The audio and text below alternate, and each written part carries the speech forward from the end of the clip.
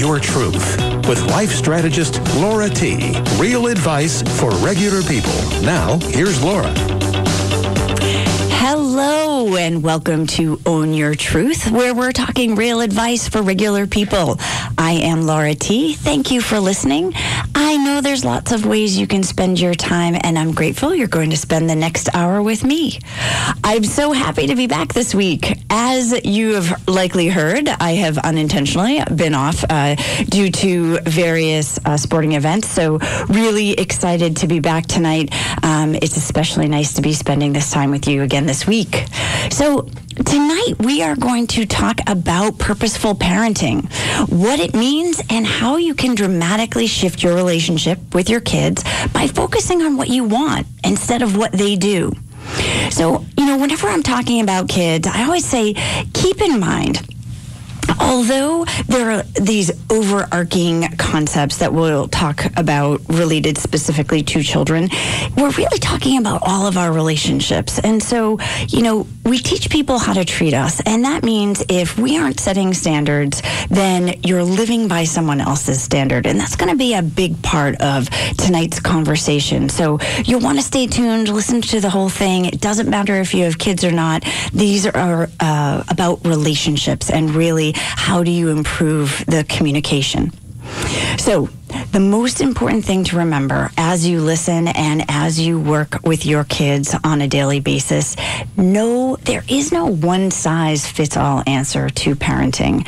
And so even though tonight I'm going to talk and give you some tips and tools, I don't have your answer. The goal for me is to get you to think differently about how you parent so you can create your own ideal experience. Remember, this is about you creating your own ideal parenting experience. So I kiddingly say to family and friends, and I'll even mention to clients, the truth is, despite all my good advice, tons of research on kids and behavior, even given my deep understanding of people, I'm still going to mess up and probably misdirect my children. So I'm confident that once they're old enough to sit in that therapy office, I'm going to be the person that they blame for getting it all wrong. And I'm totally comfortable with that. I tell them, and I'll tell you, this is really the best message that you can give your kids. Like I said, I tell them and I'll tell you, I'm doing the best I can given who I am with the information I have right now. And I love you. That last statement becomes the most important of all statements. I love you. It's easy to say I love you when things are good, but the key is to remind your kids you love them, even when they or when you mess up. When you have that fight with each other, when you look each other in the face and he or she says, I hate you, remind them then that it's okay. I love you. As parents, we assume our kids know we love them unconditionally, but unless you tell them during the tough times, the message doesn't penetrate because it's linked to good behavior or non-turbulent times. The other thing you'll find by using that sentence, I love you, it's a really powerful pattern interrupt for most challenging situations. Okay, I'm getting ahead of myself. I need to stop there. I can't help it. I'm so passionate about this topic. It's a little bit corny, but I always say, I care obviously about my kids, but I care about your kids too. They're our future, and this is the only time we have as parents to impact their future, and I don't take that job or opportunity lightly. So I'm so excited to share some information, some tips and tools with you tonight. So, what's in store? I'm going to begin by sharing my secret formula to parenting. It's super simple, but not something we think about as parents. And for the second portion of my informational part of tonight, I let my kids determine the other two topics. I figured, after all, they're at the other end of my parenting. So I asked them before the show, what part of my parenting do you appreciate? My daughter Taylor said she appreciates my approach to grades, and my son Mitchell said he appreciates my consequences.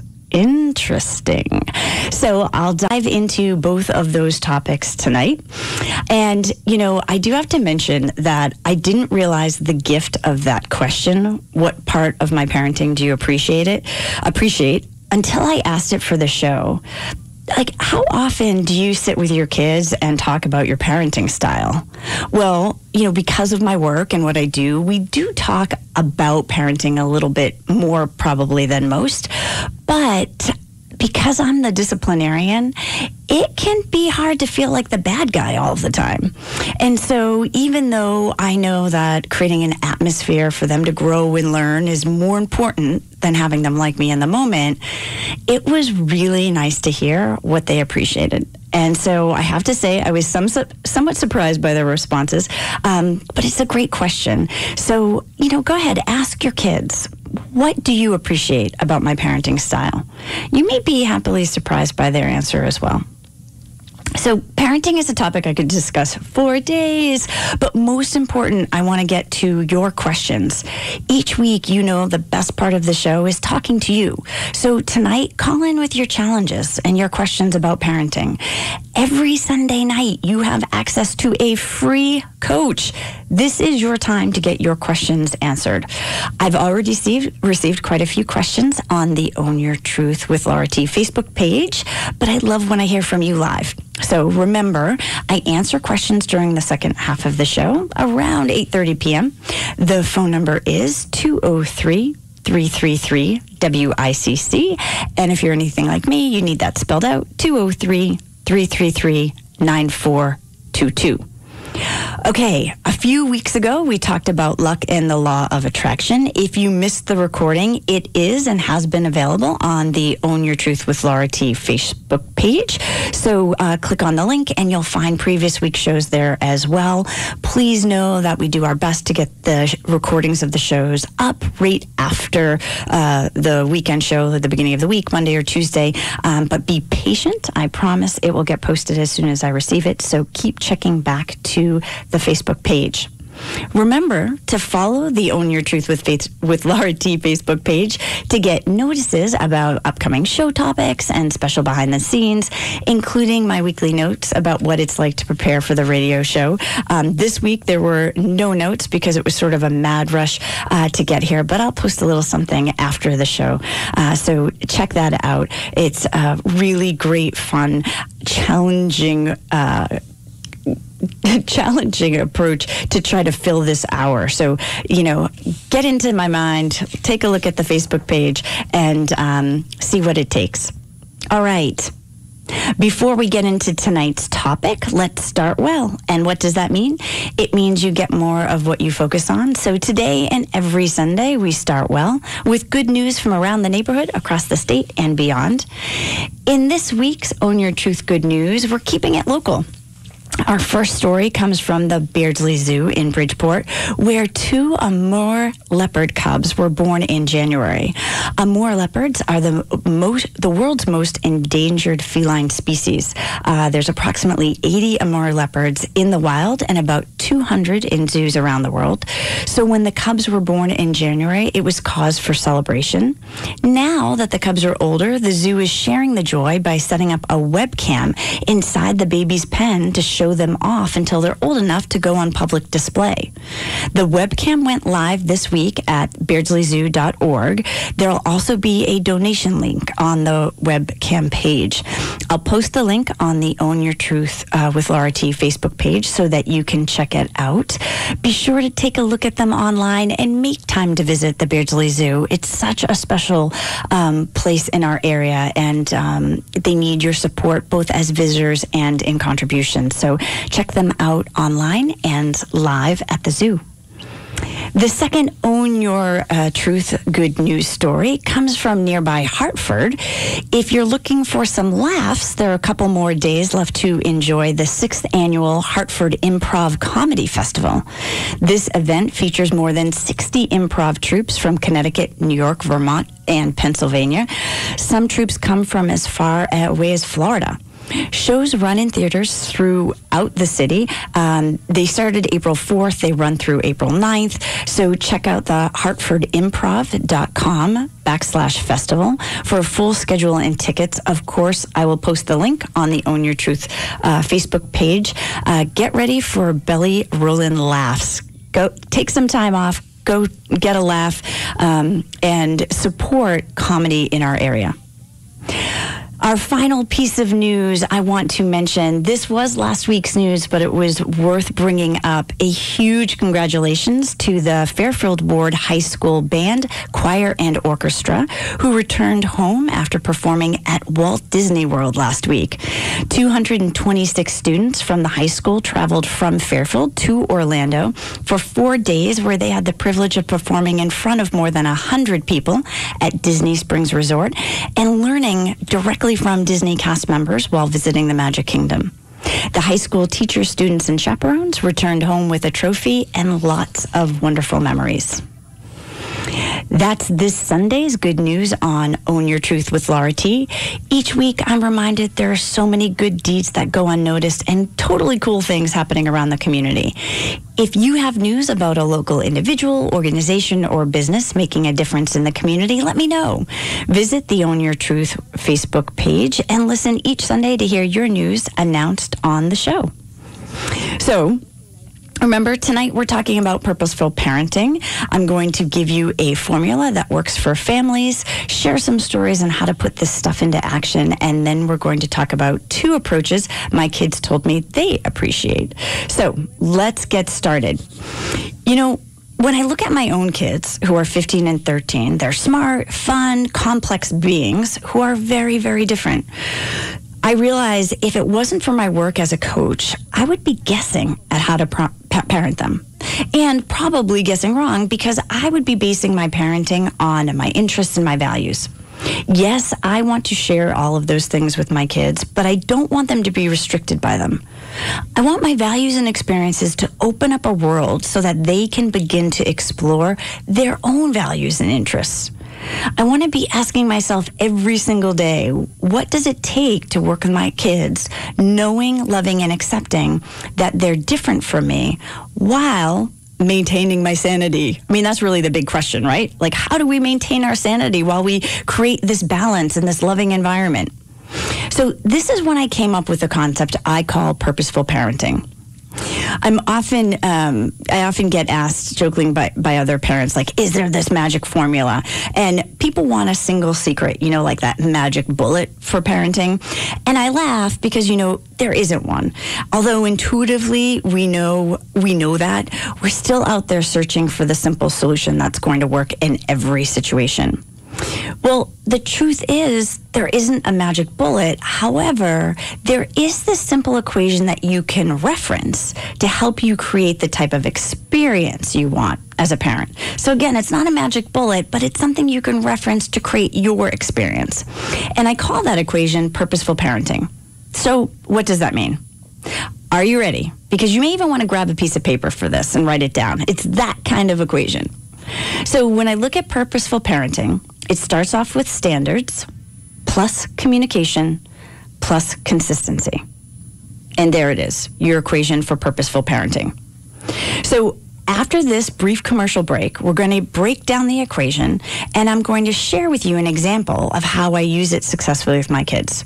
So don't touch that dial. We're going to be right back and getting to the good stuff.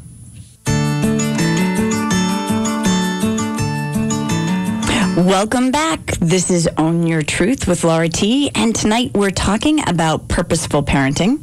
Before the break, I introduced you to the simple equation that can make a world of difference in your home.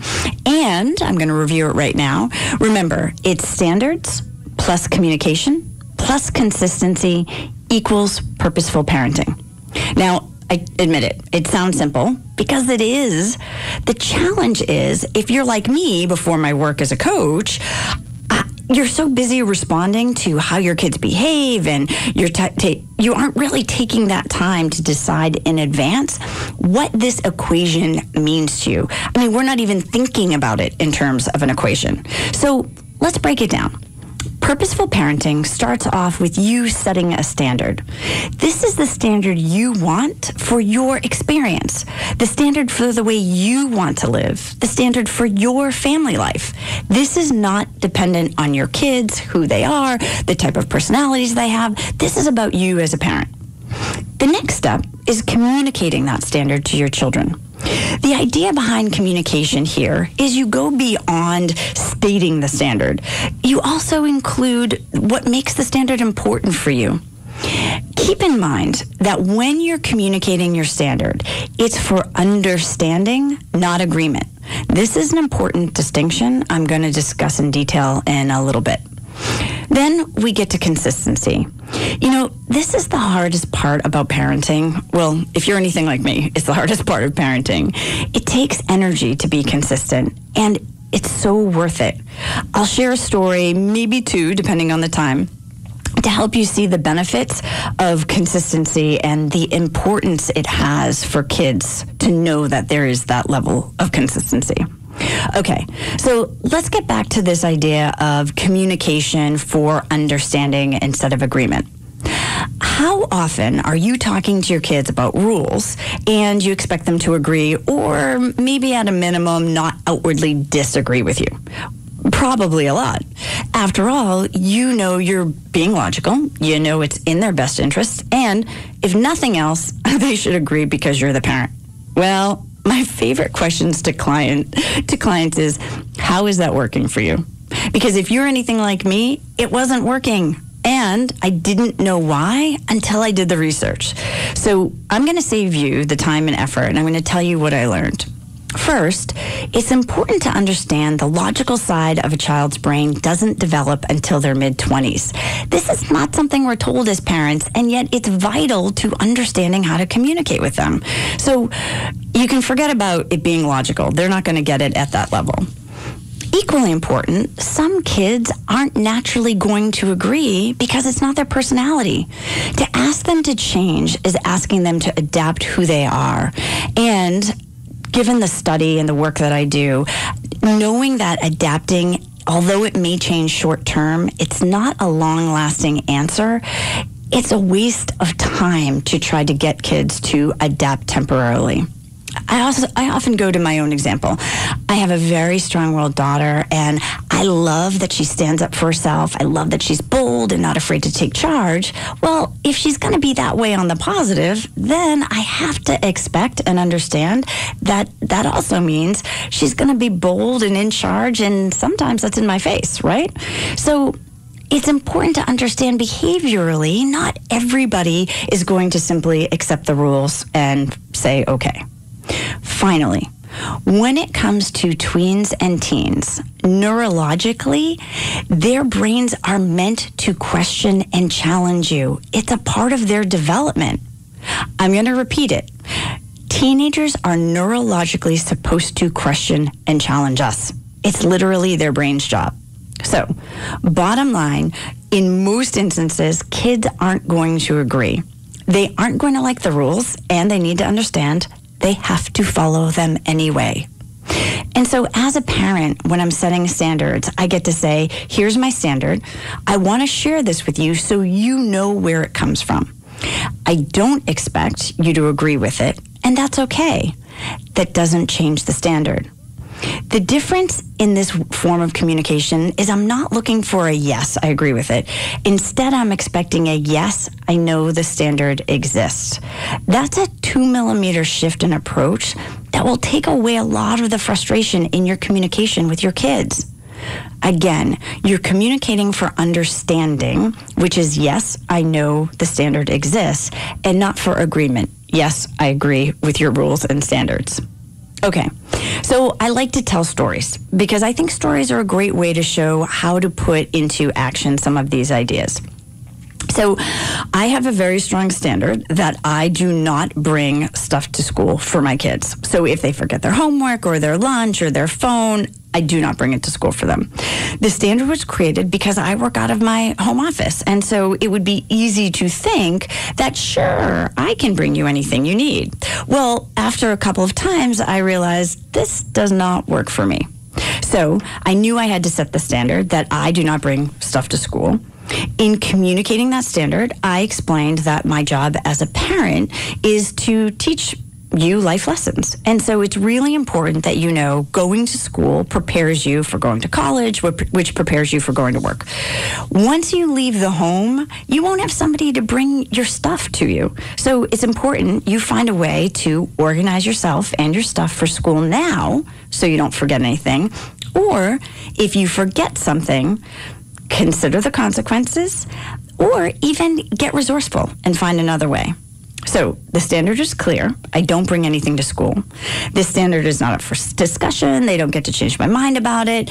This is how it's going to be. I've explained why, and I'm preparing them to go on their own. Then comes the tough part. It's being consistent.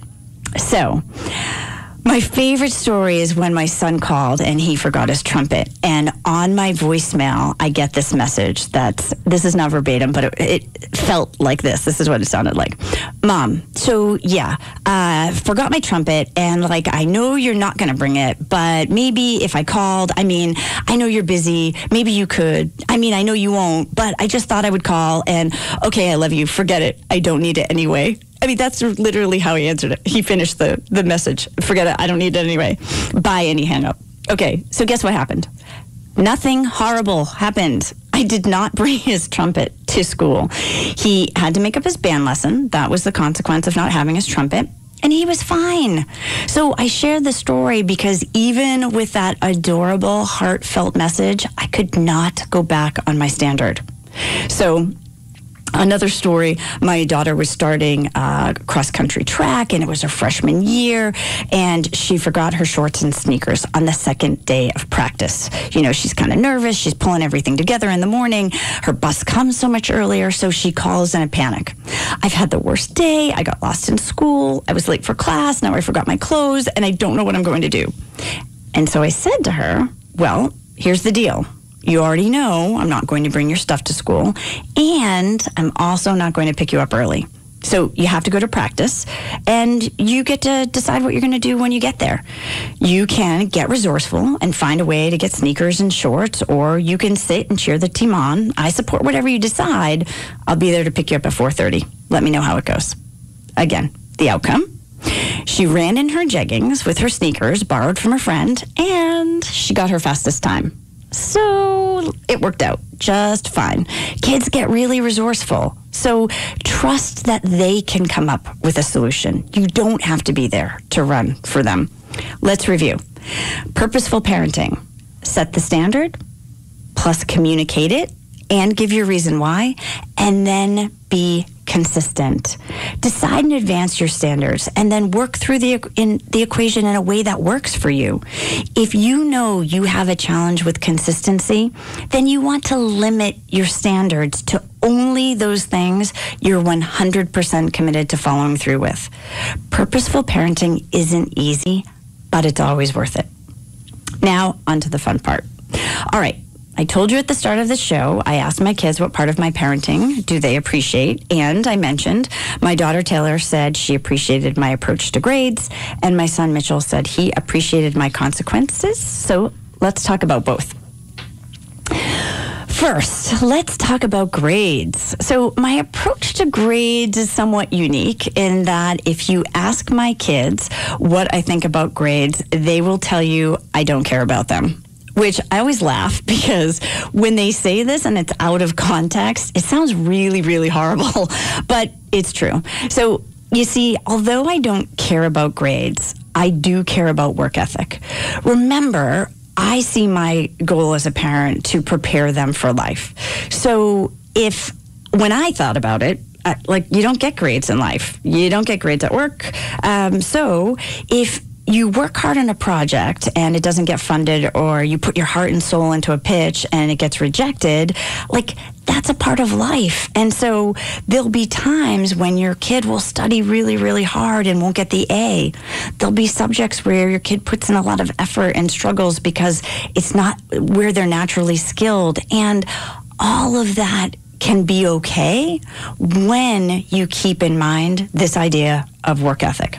So important part for me is to make sure my kids don't associate effort with an expected outcome. Instead, I teach them that applying themselves to their fullest creates a strong work ethic, and doing that builds their personal integrity.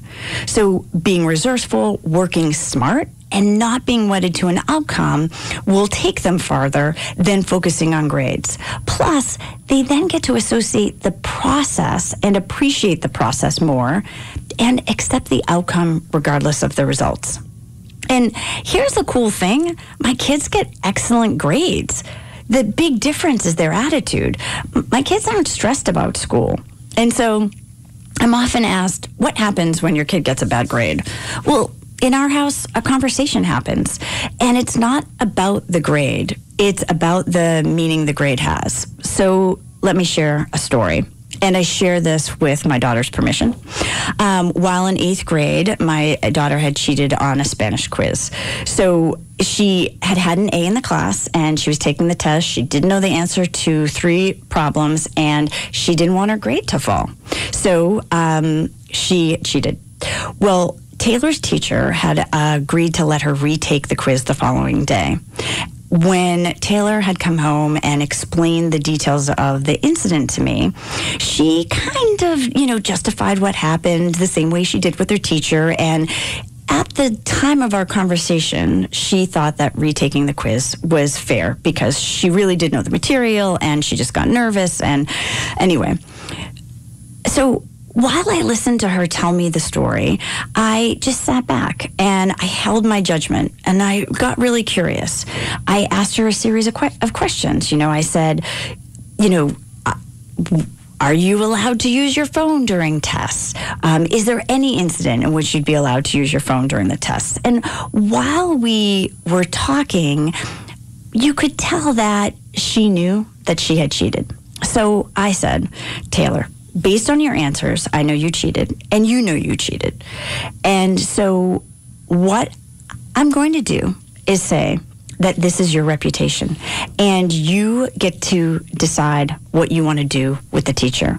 Remember, integrity is what you do when no one is looking. So right now, you can decide if getting a good grade is more important than your integrity with yourself. And then I let her go. I said, let me know what you do tomorrow. Well, the next day, Taylor had told the teacher she cheated and admitted that she was too scared to tell her. And she continued by saying that she would take a 0 because that's what she deserved. The first question the teacher asked was, do your parents know? And then the second one was, do they support the decision? Obviously, my daughter's answers to both were yes. The following day, I received an email from the teacher, and I'm going to read an excerpt of it because I still have it now 3 years later.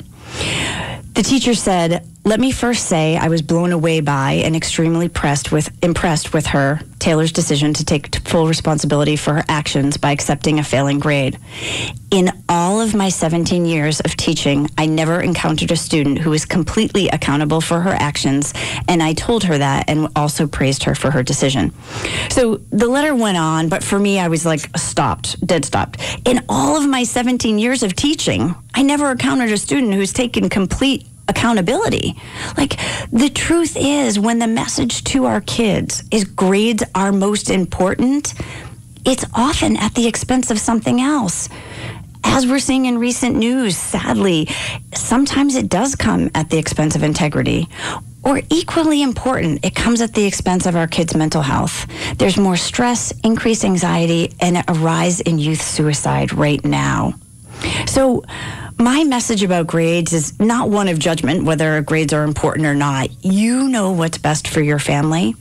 My goal is to bring awareness to the meaning you may unconsciously be giving grades, and to self-check if the message you're sending is really the result you want. For me, grades don't matter. Work ethic does. And so that's my focus. And this is a parenting approach my daughter says works for her. So I share it with you.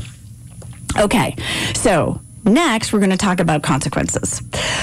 Ironically, when I asked my son Mitchell the question about parenting, he said he appreciated that I gave out consequences, which was really ironic because a few hours earlier, I'd actually taken away his phone for a week as a consequence for downloading an app without my permission. And I say I took away his phone, but you'll see how consequences work in our family. So I was very surprised and fascinated that this was his decision, his choice of parenting approach. And he said that he didn't think enough people enforced consequences, which I thought was really fascinating from a 13-year-old. So when we're talking about consequences in my family, I don't decide the kids' consequences. They do. So when either of the kids violates a standard, I ask them, what is the consequence you believe is appropriate for this situation? A lot of parents, I was actually at a training this week and I was sharing this story, and one of the parents gasped. He was like, what? So a lot of parents think it's crazy and they assume kids would set easy consequences. And to be honest, sometimes they do. And we talk about it. But more often, and on it, this is the craziest part, and I know I probably shouldn't be saying this on the radio because my kids listen to the show, but often their consequences are much harsher than mine ever would be. So for the wrongfully downloaded app, my son's consequence for himself was, in addition to losing his phone, he would do the dishes, pans, and counters, and take out the dog every night for a week. I would never have gone that harsh. So there are some instances where they go light on themselves. And then I ask, do you really think that's a fitting consequence for the situation? And then we look at how to adjust it. When we come to a situation where they don't come up with a consequence, or sometimes they'll say, I don't know, I'll give them a couple of consequences they can choose from. It's really important that in the end, they play a role in their own consequence, because then I don't have to listen to them complain about the situation. After all, they set the consequence for themselves. So consequences are a natural part of life. When I'm talking to my kids, we're talking about positive and negative consequences of their decisions. You know, when I look at this idea of consequences, life is made up of a series of small decisions, and we tend to overlook those little things and focus on the big ones. Well, so for example, it's easy for the kids to overlook the 3 times I told them to get off their phones and they ignored me. However, they notice when I take their phones away. So my kids know that they don't get punished because I said so or because I'm the boss. There's a natural progression of all punishments. And this is something that I review with them so that they can see this is what happened to get us to this point. And then they make the decision about what their consequence is. So this is what my son said was his favorite approach to my parenting. And I leave it to you to decide if it's something that fits for you. I take my parenting very seriously, and my goal is to be conscious about my behavior and my decisions. And that doesn't mean I do it right. The best part is when I mess up and I get it wrong, I admit I made a mistake because I'm human. Oh, by the way, we all are. And so we talk about that. There's a lot of talking that goes on in our house. The big difference between our conversations and most is that we end with an outcome, a lesson learned, or a next step. We don't talk to vent to just get it out. We look at ending with a question. What will make it different next time? What will it take for a different outcome? And what was the lesson learned? So enough advice here. Let's get to some parenting questions. And remember, you can call 203-333-WICC. That's 203-333-9422 right after we highlight this week's Own Your Truth Musical Artist of the Week. This week, we are going to listen to Goose, a really cool indie groove band based out of Norwalk, Connecticut. Rick is the guitarist, singer-songwriter whose folky, hummable melodies are supported by Peter on guitar and keys, along with a deep pocket rhythm section of Trevor on bass and Ben on drums. The band's music is an organic and easy-to-love mix of funk and contemporary folk with touches of reggae, jazz, blues, and rock. Let's take a listen to the cool sounds of Goose, the band performing an original song from their album Moon Cabin. This is Arcadia. Stumble every time you do it, ain't never gonna get used to it. Hanging on a garden rope.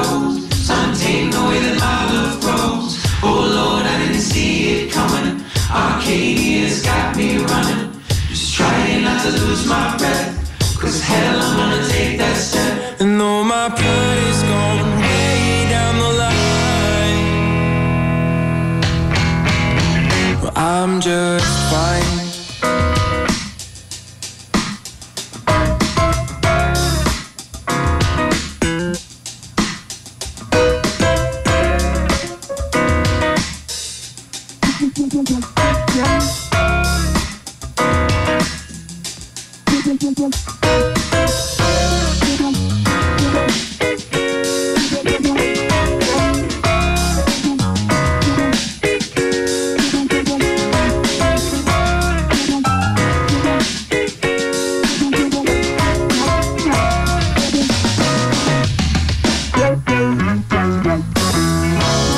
My luck is all that I have today. Well, it's no wonder that you found me buried underneath my weight. Well, would still sing little red pills, maybe all that hold me up. But you pulled the blinds, and this room of mine is just a little bit brighter since you came. Oh, I stumble every time you do it. Ain't never gonna get used to it. Hanging on a garden rose, untamed the way that my love grows. Oh Lord, I didn't see it coming. Arcadia's got me running, just trying not to lose my breath. 'Cause hell, I wanna take that step. See up all the light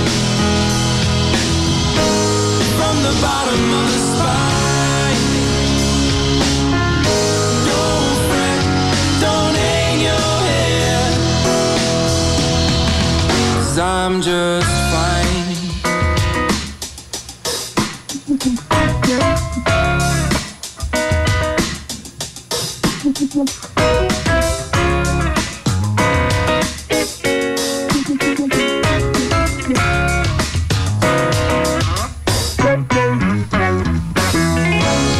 One day, all that I had to give,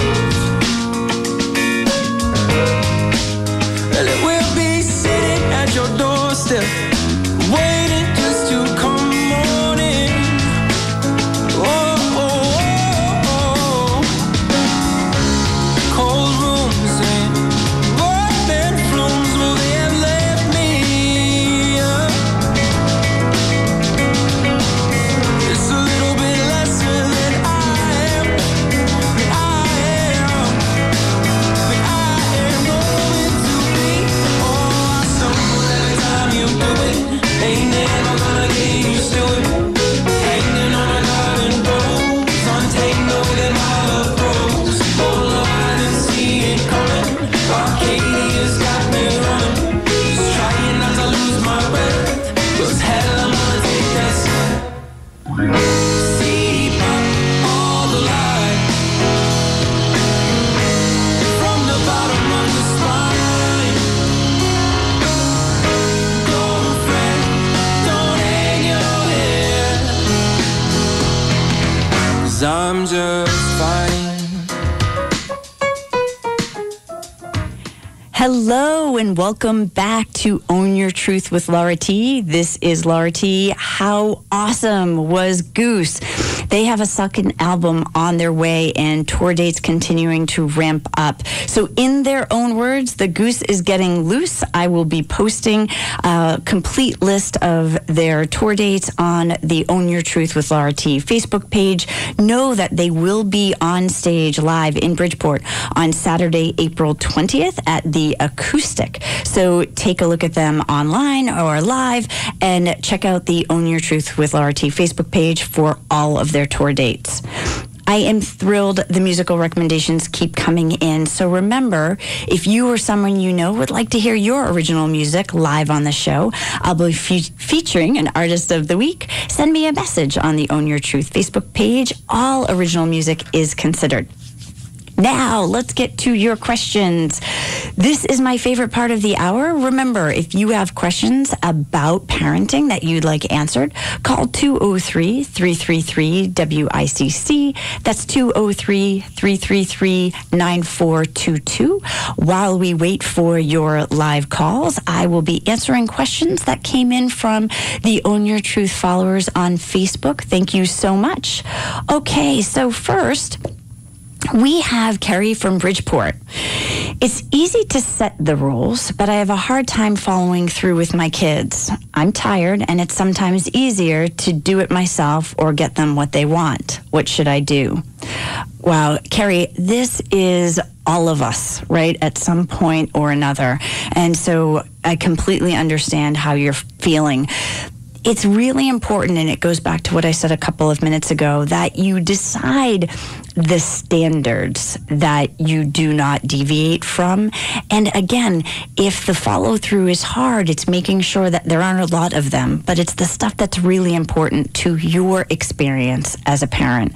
One of the things I talk about is the difference between rules and standards. Rules are meant to be broken. Standards are what you live by. And so if you take that 2 millimeter difference and look at, okay, well, what are the overall big important standards that I don't want to adjust? Stick to those. And those are the ones that even when you're at your most tired, you have a plan to follow through with. And you're deciding that in advance. You're not waiting until it comes up. You're setting the standards, you're communicating it, and then you're staying consistent. And that consistency sometimes means you're coming up with consequences with your kids in advance of a situation, if it comes up often. So be kind to yourself. We're all tired. And yes, sometimes it's easier to just do it yourself. And that's okay too. Just make sure that when you're looking at the standards, that those are the things that you hold true to, stay consistent with, and don't deviate from. Wish you best of luck.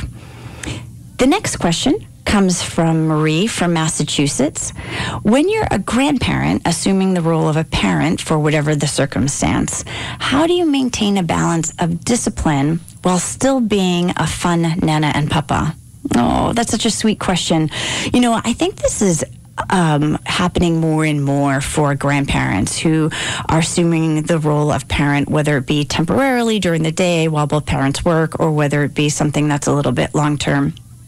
And, I think the challenge is there's sort of two separate answers for this. Number one, as a grandparent, it's really important to be the grandparent and to be really fun. And maybe that means if you were serving as parent for a period of time, you actually put on a parent hat that you're explaining to the children. And if the children are really little, maybe you make it a real hat and you put it on. You're like, okay, well, right now I'm, serving as your stand-in mom and dad. And that means that we have to stick to mom and dad's rules. And then you take off that hat or you switch that hat, and then you get to be the fun nana and papa. I think it's so important that kids get to experience grandparents as they're meant to be, which is fun and sometimes doting and sometimes spoiling, and then you get to send them home to their parents. So you don't want to miss out of that opportunity as a grandparent, and you don't want your grandchildren to miss out on it either. The other part of this, I said it was sort of a twofold answer, is that, even as parents, you want to be able to be fun and also be the disciplinarian. And in that role as parent, I don't suggest you necessarily take off a hat. I think you'd be switching hats all day long, but that you remember to have fun with your kids. And this is a conscious decision. I know that the other day I played Nerf. We had like a massive Nerf battle in our basement, and it was so much fun. Earlier in the fall, I had said, "Oh, kids, it's warm out. Go outside." And they're like, "Are you coming out with us?" And I was like, "Oh, okay, yeah." And we went out and played basketball and shot a bow and arrow and just have fun. So whether you're the parent or the grandparent, don't forget to have fun with your kids and your grandkids. It's important that they see you that way as well. All right, you're listening to Own Your Truth with Laura T, and we're answering your questions about Purposeful Parenting. There's still time to call in. We're going to go to a quick commercial break. Remember, when we come back, the number is 203-333-WICC. That's 203-333-9422.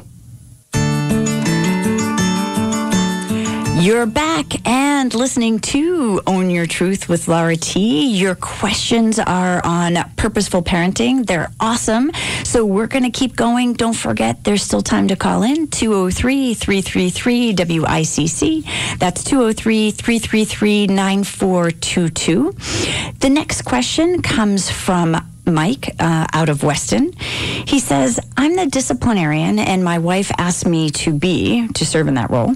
But then when I'm tough on the kids, she feels bad and doesn't back me up. What should I do? Mike, that's a tough question and something that happens often. It's really important that as husband and wife that you get on the same page, and that is a conversation that needs to happen away from the children and out of the circumstances. You don't want to be trying to figure this out in a moment when the kids need discipline. It's important to find that common ground. And that's why this idea of this equation with your standards and communication and consistency, talking about that as a couple and what standards you want to set for your family, doing that together will help alleviate some of the discontent that happens when one parent is asked to serve as the disciplinarian and then the other parent doesn't appreciate the way that they do that. So the number one suggestion I would say is, be sure that you are having the conversation in advance. The other piece, and I have to say, is as humans, it's easy to ask someone for their help and then, not like the way that they do it. If you ask for help, you have to accept it in the way that it is given. And so if you don't like the way that it's given, the conversation has to be from your wife to stand in her truth and say, you know what, this isn't working out and we've got to think of another way of disciplining the kids. And that's okay as well. It's just really important that you're having those open and honest conversations. And again, they're happening away from the situation and away from the kids. Mike, I hope that helps you out. So our final question for tonight comes from Lori out of Milford, and she says, I have an extremely smart kid who always has something to say. So what do you do when you have a child who talks back and always has to have the last word? Interesting. So I can relate, and again, it's appreciating the gift of children who are externally expressive and not afraid to share their thoughts and opinions within limits and boundaries. And as parents, it's really important that we're setting those limits and boundaries. And again, it's sort of a repeat of the same thing over and over, and yet we have to have it repeated so we remember the conversations have to happen before the situations or circumstances. And so with a kid who is really smart and who always has something to say, is coming up with a system for success, that's my term, for letting them express themselves in a way that's not disrespectful. And it's an important distinction to make. And so I'm having the conversation with the child. Okay, so knowing you need to express yourself, what is something that we can agree upon in advance that lets you feel heard but isn't disrespectful to me?